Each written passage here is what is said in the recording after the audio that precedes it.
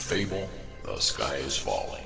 The sky is falling has passed into the English language as a common idiom indicating a hysterical or mistaken belief that disaster is imminent.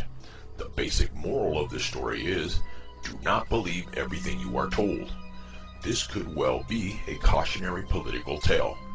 The chicken jumps to a conclusion and whips the populace into mass hysteria, which the fox uses to manipulate everyone for his own benefit.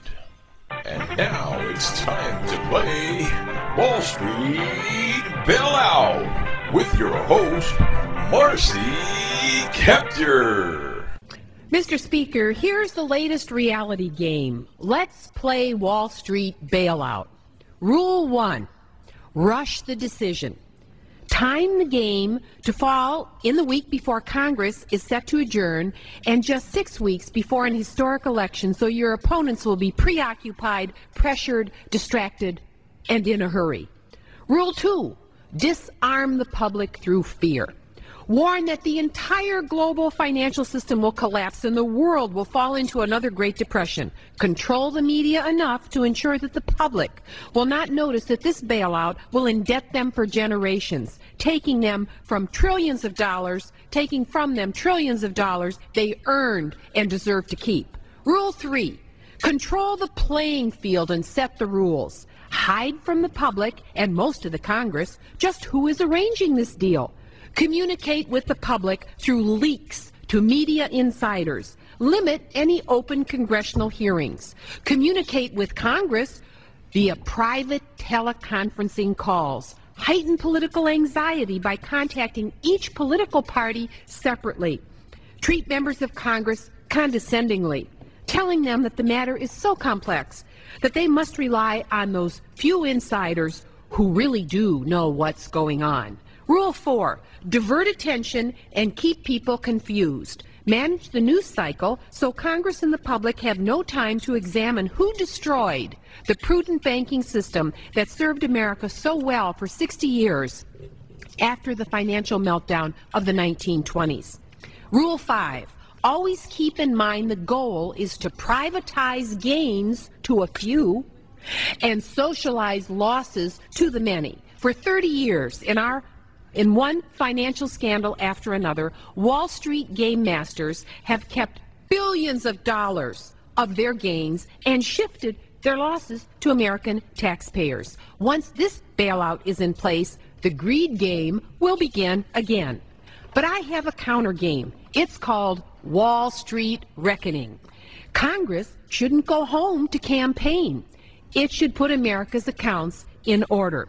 To Wall Street insiders, it says no on behalf of the American people. You have perpetrated the greatest financial crimes ever on this American republic.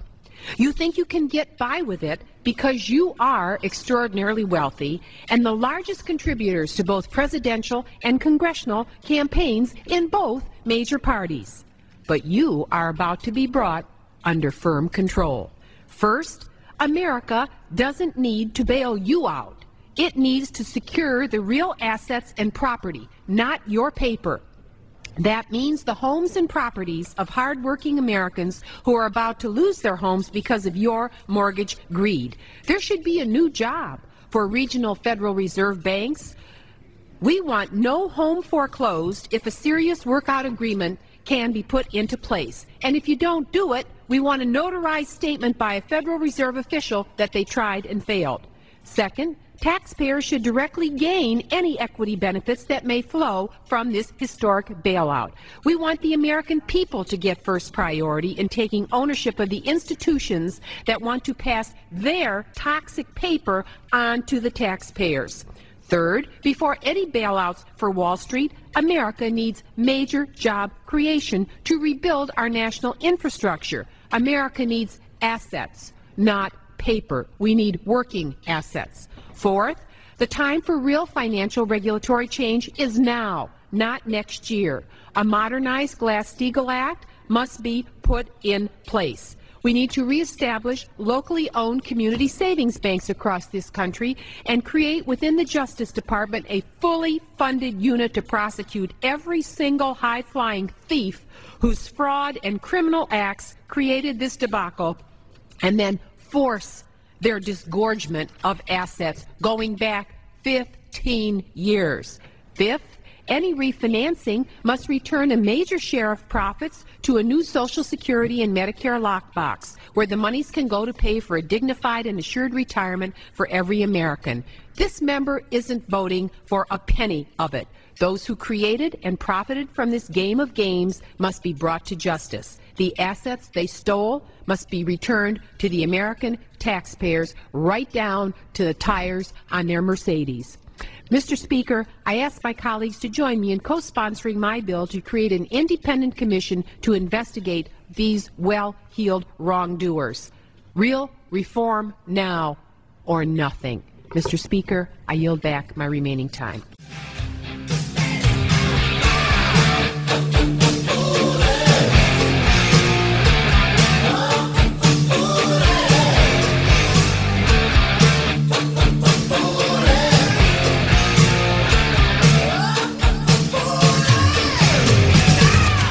There's an old saying in Tennessee, I know it's in Texas, probably in Tennessee, that says, fool me once, shame on you. If fool me, we can't get fooled again.